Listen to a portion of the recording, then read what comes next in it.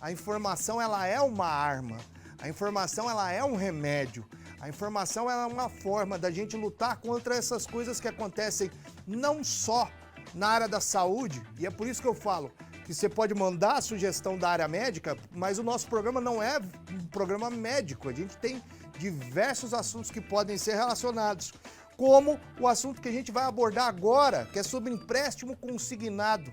Né? Eu me deparei com um número assustador, segundo aí, dados do Instituto Brasileiro de Defesa do Consumidor, o IDEC. No último ano foram registrados registros de mais de 57.800 casos de golpe relacionados a empréstimos consignados não autorizados no Brasil. Então tá cheio de gente querendo aprontar aí nas suas custas, e a gente tem que ficar atento sobre os primeiros indícios e correr atrás de um bom advogado. Como tá o caso aqui do Dr. Wellington, advogado, vai ajudar a gente a entender sobre esses golpes. Tudo bom, doutor? Tudo bem. Esse negócio de empréstimo consignado, é lógico que a gente não pode generalizar. Tem empresas aí que são corretas, sim, que agem conforme a regra e a lei. Mas tem muita gente querendo aproveitar e passar a perna, né? Tem bastante. As instituições bancárias, elas aproveitam da fragilidade do aposentado, do pensionista, e acabam praticando esse golpe porque não tem uma fiscalização grande para inibir essas práticas. Vamos primeiro por partes. Para quem não sabe, o que é um empréstimo consignado? Que é diferente do empréstimo do banco normal? Sim, o empréstimo consignado, ele caracteriza pelo empréstimo feito direto no benefício do aposentado ou pensionista. Por quê? Porque o desconto é feito direto no benefício, então tem o menor risco de inadimplência. Todo mundo vai pagar porque já é descontado direto no benefício. Entendi, é descontado lá no... Ele está recebendo todo mês aquela aposentadoria, né? Ou uma pensão e vai descontando ali naquela aposentadoria e naquela pensão. Isso mesmo. E aonde que entra o golpe? O golpe é o seguinte, as instituições bancárias, de alguma forma, elas têm os dados dos aposentados. Ninguém sabe como, mas tem. Vamos dizer que ninguém sabe, né?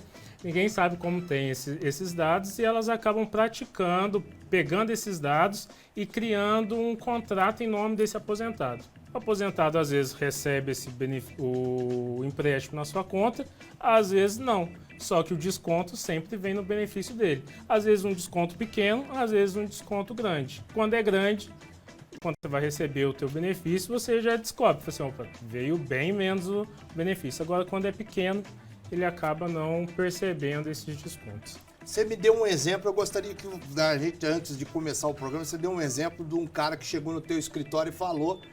Eu queria que você desse esse exemplo, porque eu achei bem interessante, porque é assustador isso, né, velho?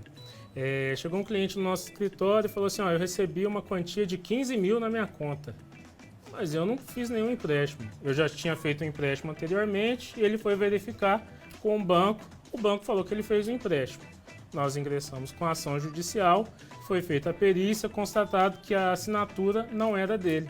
Então o banco, a instituição bancária, vamos colocar assim, alguém falsificou a assinatura dele e ele teve esse contrato realizado sem autorização.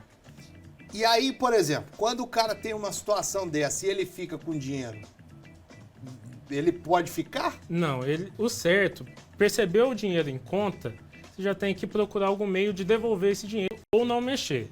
Não mexeu, viu que se trata de um empréstimo consignado ou de alguma outra prática, procura a instituição bancária e fala assim, tem esse dinheiro, eu não quero, vou devolver. Se a instituição não fizer nada, procura um advogado, o advogado entra com uma ação de cancelamento desse contrato, aí devolve o dinheiro e ele recebe uma indenização por danos morais e recebe tudo que foi descontado do benefício.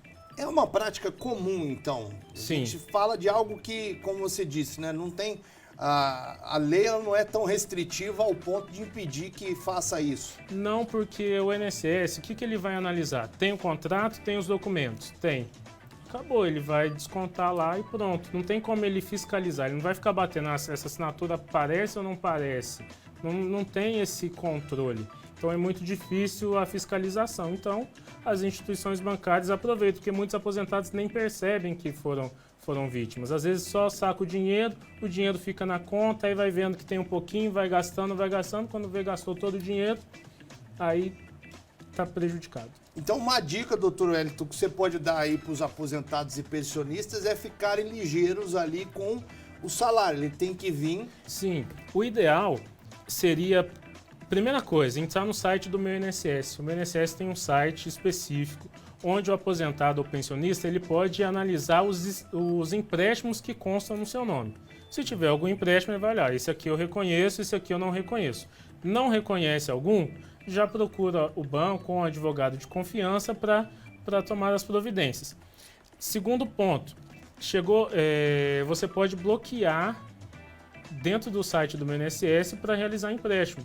Não quero fazer nenhum tipo de empréstimo, eu bloqueio dentro do site do INSS essa modalidade. E tomar cuidado sempre com os extratos, puxar sempre o extrato bancário dos últimos 3 meses, porque às vezes cai há 2 meses. Eu não olhei, vou olhar agora, às vezes você já gastou o dinheiro, não sabe de onde veio. Então sempre puxar os extratos, olhar e sempre que ver alguma coisa, tomar as medidas cabíveis para devolver esse dinheiro e resolver. E se o senhor ou a senhora, né, eu acho que vale a gente destacar, não sabe mexer com números, não sabe mexer com internet, sempre tem alguém na família que pode dar um suporte, né? A rede de apoio para idosos, né, para quem está se aposentando, ela é sempre importante, né, doutor? Por causa disso, né? Para a gente não ter esses problemas e sentir as dores lá na frente, né? Sim, e aqui em Varginha tem a Associação dos Aposentados, que auxilia os aposentados nessas dificuldades. Ele pode ir lá, eles puxam os extratos, entregam, então tem um acompanhamento melhor para aqueles que querem e têm essa dificuldade. Eu vou te perguntar uma coisa que foge um pouquinho da nossa pauta, mas que eu lembro de ter feito muitas matérias nesse sentido. Aí eu já acho que é questão de golpe. Me esclareça isso, por favor. Tipo, um terceiro, ou seja, um sobrinho, um netinho ou qualquer coisa, ou um filho mal intencionado, ele não pode, a bel prazer, forçar um empréstimo feito com o nome do aposentado, correto? Não, que aí ele vai estar induzindo a erro, tudo que for induzido a erro, ele é nulo. Então, não consegue fazer. Entendi. Aí, no caso, a empresa que vai fazer esse empréstimo, ela não pode aceitar tipo, uma documentação sem a presença do idoso. Isso. Exceto quando tem alguma procuração muito específica, feita em cartório, mas é tudo analisado. Mas assim, eu chegar e fazer algo no nome da minha mãe, eu não posso. Entendi. Certo. Então tem que seguir todas essas regras Sim. aí, porque e senão... as instituições é muito difícil eles fazerem em nome de terceiros, né? Às vezes pode ser alguém que passe pelo aposentado. Nós temos um caso também no escritório que outra pessoa foi lá, tem até foto, no comparativo a gente vê que não é a mesma pessoa, mas pelo documento que era antigo, essa pessoa usou um documento antigo da aposentada e viu que não era a mesma pessoa.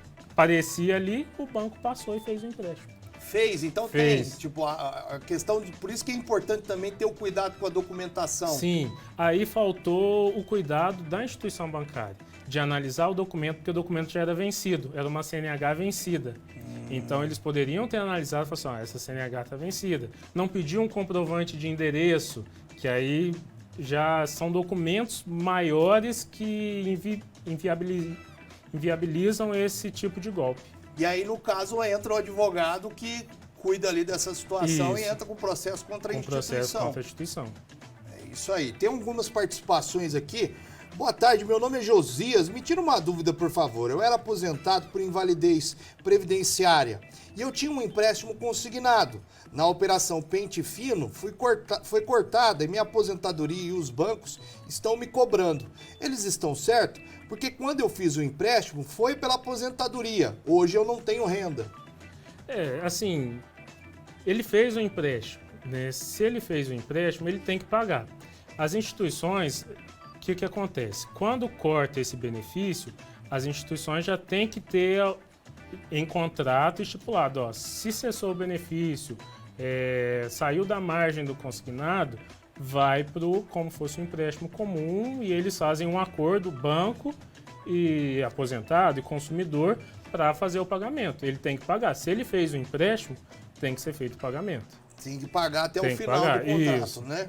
Aí tem que acordar com o banco lá as cláusulas, valores, para ficar bom para ambas as partes. É isso aí. A Lenita tá falando, Cadu, teve um caso como esse aí com a filha do meu tio, se passou por ele e conseguiu retirar o dinheiro da conta dele. Por isso a justiça já entrou em contato com ela. É também um caso muito comum, né? Sim. Infelizmente. A pessoa aproveita e tira o dinheiro, infelizmente. Ah lá, tem a outra participação aqui. Vai escrevendo, a Eliana ainda tá escrevendo aqui. Deixa eu ver aqui outra. Boa tarde, Marco Antônio, conheci você na Secretaria de Saúde. Eu pareço com o Marco Antônio? Pareço? Grande abraço, minha querida. Mas o Marco Antônio do Ataque, que é outro programa. Mas eu sinto como um elogio. Obrigado, viu? Tem outras participações aqui. Vai escrevendo aí. Boa tarde, Eliane. Fiz um empréstimo no nome do meu filho que recebe BPC Loas. Tá descontando R$800. Aí tem que ver como é que foi esse empréstimo aí, né? Porque assim, o benefício, o que pode ser descontado é até 35% do benefício e 5% é reservado para a margem de cartão consignado, que tem muitos golpes dentro dessa margem de cartão consignado também. Então tem que ver o valor do benefício, se está dentro dessa margem dos 35% que é autorizado hoje de desconto. Se está acima, vai ter que entrar em contato com o banco para rever esses valores. Olha lá, mas fechou o local onde eu tenho que pagar. Vamos fazer o seguinte, Eliane, daqui a pouco, quando a gente for encerrar a entrevista, o doutor Wellington vai passar, ela pode depois mandar uma mensagem no teu inbox claro, lá? Claro. Beleza, eu tenho mais algumas outras perguntas, e aí no final, você continua com a gente aqui, que no final a gente vai dar o Instagram do doutor aqui. Existe algum tipo de proteção legal especial para os aposentados e pensionistas que são frequentemente alvo de golpes, tipo um bloqueio do empréstimo? O bloqueio que pode ser feito é dentro do meu INSS, que aí o próprio aposentado faz esse bloqueio. Mas algo assim que proteja em específico não tem, pro idoso não. Ih, velho, Brasilzão, é uma beleza, né, velho? Te falar, aposentado nesse país aqui só. Mas o Código de Defesa do Consumidor, ele consegue abranger todo mundo, só que não tem essa fiscalização para o idoso, né? É mais difícil ter esse controle. Isso que eu ia perguntar para você, como é que o direito do consumidor brasileiro, ele aborda esse problema dos empréstimos? Ele tem alguma legislação, alguma coisa, especialmente quanto à população mais velha? Eu sei que casa um pouco com essa última pergunta que eu fiz, mas tem alguma coisa que é de direito nosso? É porque, assim, tudo que o Código de Defesa do Consumidor, ele estipula que tudo que é cobrado indevidamente, você tem que ser restituído. E as instituições bancárias, os fornecedores, respondem objetivamente pelo dano causado. Ou seja, a gente não tem que comprovar, eles respondem, causou dano, tem o dano moral. Então, os bancos, geralmente, quando ingressam com a ação judicial, eles são obrigados a indenizar o aposentado. Alguns juízes entendem que não cabe a indenização, mas a maioria deles tem a indenização por dano moral. Tem algum prazo para a gente buscar essa ação legal? Não. Em caso do empréstimo consignado, não, porque ele se trata de uma relação de prestação continuada. Ou seja, os descontos são mensalmente.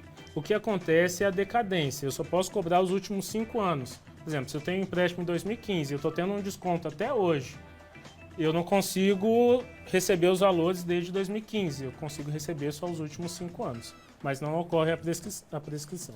Ô, Wellington, uma última pergunta aqui da Silvânia, de Montalvânia, antes da gente encerrar. Minha mãe tem 6 anos que aposentou e sempre o dinheiro dela vem descontando. Ela nunca fez o empréstimo e o banco diz que é o INSS. Não. Tem algum banco aí que fez alguma coisa no benefício. E provavelmente pode ser que seja o cartão de crédito consignado.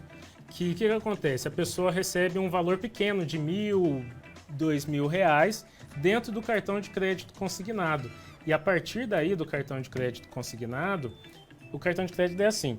É como você estivesse pegando esse empréstimo no cartão, você fazendo uma compra de R$2.000 à vista.